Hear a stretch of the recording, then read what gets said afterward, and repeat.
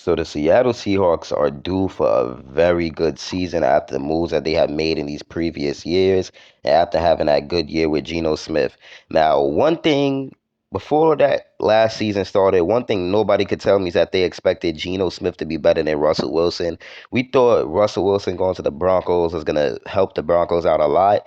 But to see Russell Wilson play that bad, it was honestly sad, man. But I know for Seahawks fans, to see Geno Smith go out there and they wrote me off. I ain't right back that legendary quote, and to see him just playing that well, it's honestly surprising because Geno Smith in his past was a pretty bad player.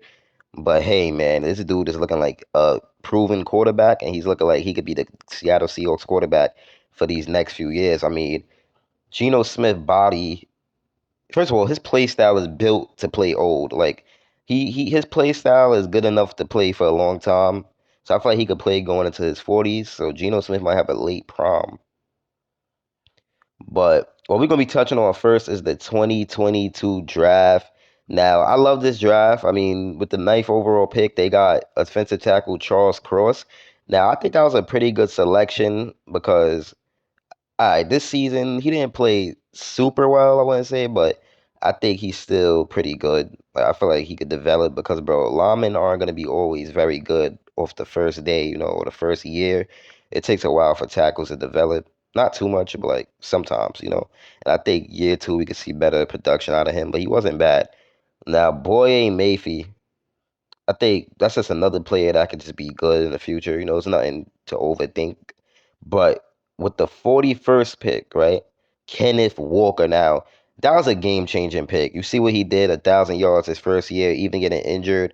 Very shifty, very fast, very dynamic running back. Perfect for the Seattle Seahawks. They're coming off of previous years with beast mode. Now they get to see another young running back that's exciting like Kenneth Walker. And Abraham Lucas, that was a solid pick. That was a very solid pick right there. Offensive tackle Abraham Lucas, 72 overall pick. Washington State, I like that pick a lot. Round four, 109, Kobe Bryant from Cincinnati. Now, Cincinnati had an absolute stacked defense that year, so you're not going to get Sauce Gardner, obviously, but taking somebody next to him or somebody that's in that secondary is going to automatically help you because they have a lot of experience from playing with that stacked, Cincinnati team. And then the pick after that, this was different. This pick was different. Round five, 153, San Antonio, Texas, UTSA. Tariq Woolen. This was an absolute game changer. Tariq Woolen was making plays all over the field all season, catching picks. He's very tall. I mean, he's 6'5". Well, he runs like a 4.2. So he was gonna be good. Like I don't know how you could think that would be bad. Somebody that's 6'5" that can run a 4.20 something. Come on, man. We already knew that he was gonna be a good player. Linebacker Tariq Smith. I don't really know much about what he did. Bo Melton. I know he's a pretty good special teamer. And yeah, so they did very good with that draft, I say. And now this was what's gonna add on to what they did last year. So I think they're gonna have a better season. This is definitely what's gonna add on. This is definitely what's gonna add on. Look, with the fifth overall pick, they went and got Devon Witherspoon. Now, you're putting a very hard hitting cornerback. He hits like a safety, good coverage skills. He has speed. So he reminds me of Ramsey a lot, right? But I don't think he's gonna be Ramsey, but he reminds me of Ramsey. Now you put him next to Tariq Woolen, that equals success. Oh yeah, that's my second Seahawks video, by the way. I love covering y'all. Yes, the fan base is amazing. I love covering y'all, man. But yeah, Devon Witherspoon. Putting him next to Tariq Woolen's absolutely unstoppable. You still have Kobe Bryant. So them three cornerbacks should make a lot of noise. And I see what Pete Carroll is doing. He's like, nah, man, I need the Legion of Boom back. I don't have Cam Chancellor. I don't have Earl Thomas. I don't have Marshawn Lynch in them. But hey, I'm gonna make my new version of the Legion of Boom 2.0. Then they go out there and get Jackson Smith and the Jigba, right? So Jackson Smith and the Jigba, you put him next to Tyler Lockett and DK Metcalf. Now you have an unstoppable wide receiver core. You got to rank their wide receiver core at one of the top in the league. Because Tyler Lockett is a 1,000-yard receiver himself. DK Metcalf is a 1,000-yard receiver himself. So you put Jackson Smith and the Jigba in the slot, he's going to eat. Jackson Smith and the Jigba is going to eat. He had 1,600-yard season at Ohio State. So we see what this dude could do. He's a very great player.